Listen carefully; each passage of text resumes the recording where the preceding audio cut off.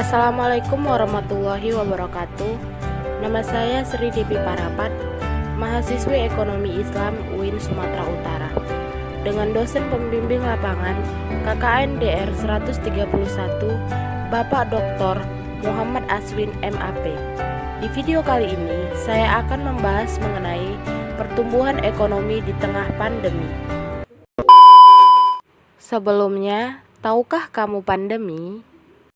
Pandemi merupakan adanya suatu wabah penyakit yang menyebar secara luas dan menginfeksi seluruh bagian di bumi.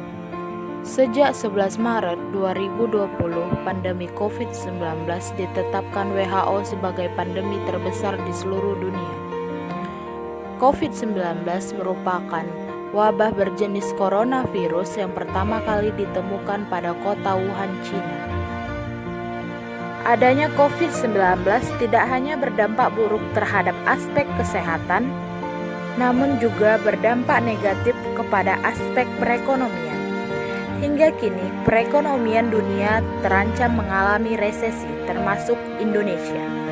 Penetapan pembatasan sosial berskala besar dan kebijakan social distancing yang diterapkan pemerintah Indonesia guna memutus penyebaran COVID-19 sangat memukul sistem keuangan dan pertahanan ekonomi negara.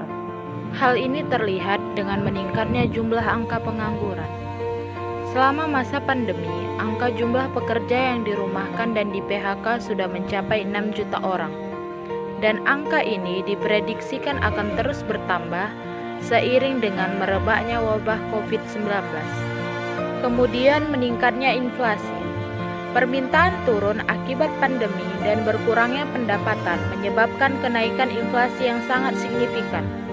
BPS mencatat inflasi pada bulan Juli 2020 sebesar 0,98% secara bulanan dan 1,54% secara tahunan.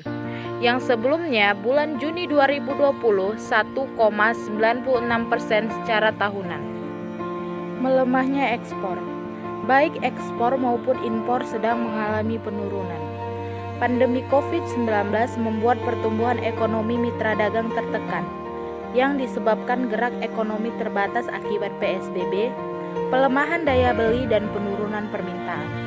Sampai kini pertumbuhan ekspor Indonesia anjlok di minus 5,6%. Lalu bagaimana solusi untuk mengatasi masalah ekonomi tersebut?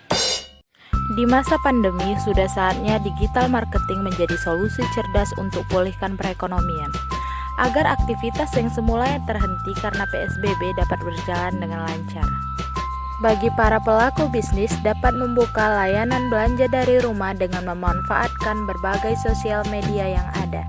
Misalnya bagi para pelaku bisnis kuliner yang dapat beralih dengan membuat produk yang siap saji dan dipasarkan melalui konsep delivery.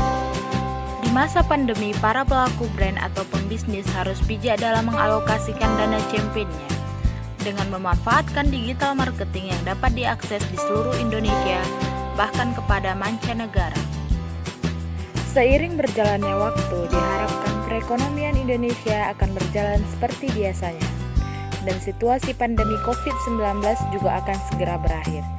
Tetap di rumah aja dan jaga kesehatan.